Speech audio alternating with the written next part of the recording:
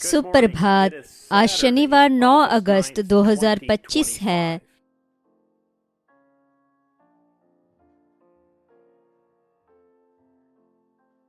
मैं आपको याद दिलाना चाहता हूँ कि इस YouTube चैनल को सब्सक्राइब करें और घंटी बजाएं। सूचनाएं चुनें, इससे आपको व्यक्तिगत अपडेट प्राप्त करने का अधिकार मिलता है ताकि जब हम अगला वीडियो पोस्ट करें तो आपको तुरंत सूचना मिल सके।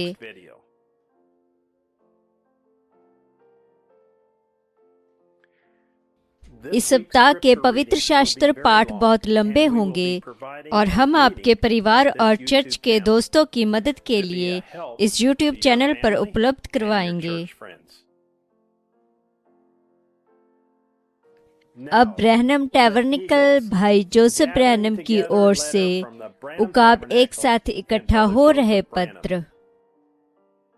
प्रिय सच्ची और जीवित दुल्हन, जब यीशु स्वयं वचन 2000 वर्ष पहले धरती पर आया, वह आया जैसे उसने कहा कि वह एक भविष्यवक्ता के रूप में आएगा।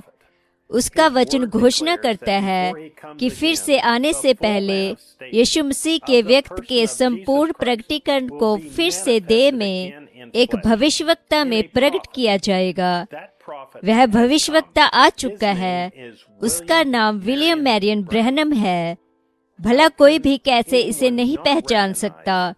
उस परमेश्वर की आवाज को सुनकर जो सीधे टेप पर उनसे बात करती है कि यह परमेश्वर की सिद्ध इच्छा नहीं है। हम जानते हैं कि वचन हमेशा ही उसके भविष्यवक्ता के पास आता है। ये किसी अन्य तरीके से नहीं आ सकता। यह परमेश्वर के मार्ग के जरिए से आया है, जिसके बारे में उसने हमें पहले से ही बताया है। यही एकमात्र तरीका है। यह हमेशा ही आएगा।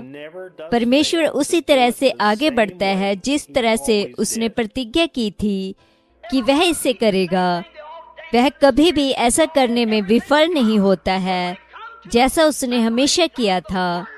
उनमें से हर एक जन उसी चीज को खाता है। वे सभी आत्मा में नाचे। उनके पास सब कुछ समान था, लेकिन जब अलग होने का समय आया तो वचन ने अलगाव को कर दिया। वैसा ही ये आज है। वचन ने अलगाव कर दिया है। जब यह समय आता है, हम देखते हैं कि समय अब जगह ले रहा है। वचन अलगाव कर रहा है।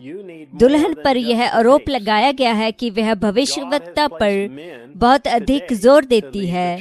जब वे कहते हैं आज दुल्हन का नेतृत्व करने के लिए दूसरे लोग भी हैं जो परमेश्वर के बुलाए हुए हैं, पवित्र आत्मा से भरे हुए मनुष्य हैं। आपको बस उन टेपों से अधिक की आवश्यकता है। आज परमेश्वर ने कलीसिया का नेतृत्व करने के लिए मनुष्यों को नियुक्त किया है। तुम ये सोचने की कोशिश करते हो कि तुम समूह में केवल एक ही हो। सारी सभा के लोग पवित्र हैं। परमेश्वर ने कभी ऐसा व्यवहार नहीं किया। उसे इससे बेहतर पता होना चाहिए था और उसने कहा, खैर सारी सभा के लोग पवित्र हैं। तुम खुद को बनाने की कोशिश करते हो। हम इसे आज के सड़क के अंदाज में कहें तो समुद्र तट पर सिर्फ वही एक कंकड़ है। और मूसा जानता था कि परमेश्वर ने उसे इसी के लिए वहां भेजा था। परमेश्वर के पास अपनी दुल्हन का नेतृत्व करने के लिए पवित्र आत्मा से भरे मनुष्य हैं कि उन्हें यहोवा यूं कहता है, भविष्यवक्ता संदेशवाहक की ओर अगुवाई करे, क्योंकि संदेश और संदेशवाहक एक हैं। यह परमेश्वर का आज के लिए और हमेशा के लिए प्रदान किया गया मार्ग है जो कभी नहीं बदलता है। क्योंकि उन्होंने एक गलत बात को सुना। जब मूसा, जो परमेश्वर के द्वारा परिमाणित और एक अगुवा था, कि उन्हें प्रतिज्ञा किए गए देश का मार्ग दिखाए, और वे इतनी दूर तक सही आ गए, लेकिन फिर वे उसके साथ नहीं चले। अब विश्वासी लोग इसे देख सकते हैं, लेकिन अविश्वासी नहीं देख सकते जो परिमाणित हुआ है। न केवल आपको आज के लिए इस महान अंत के समय के प्रकाशन को ग्रहण करने के लिए चुना गया था, लेकिन परमेश्वर उसके संग्रहित किए गए भोजन के टेपों के जरिए से अपनी हृदय प्रिय दुल्हन से लकीरों के बीच बात करता है। फिर यदि आप परमेश्वर के बेटे या परमेश्वर की बेटी हैं, तो आप हर समय परमेश्वर में थे, लेकिन वह जानता था कि आपको कौन से स्थान पर और समय पर बोया जाएगा। इसलिए अब आपकी एक सृष्टि की गई परमेश्वर का एक बेटा, परमेश्वर के प्रकट किए गए बेटे और बेटी, ताकि इस समय की चुनौती का सामना करें, इस समय के सच्चे और जीवित परमेश्वर को परिमाणित करें जो इस समय में सामने आ रहा है। यही सही है। आपने दुनिया की नींव डालने से पहले वहां काम समाप्त कर दिया था। अपनी दुल्हन के लिए लकीरों के बीच क्या ही प्रेम पत्र है, महिमा। ना ही केवल वह हमें जानता था और दुनिया की नींव डालने से पहले हमें चुना, लेकिन यहाँ वह हमें बताता है कि उसने हमें आज के लिए अपने प्रकट बेटे और बेटी होने के लिए चुना।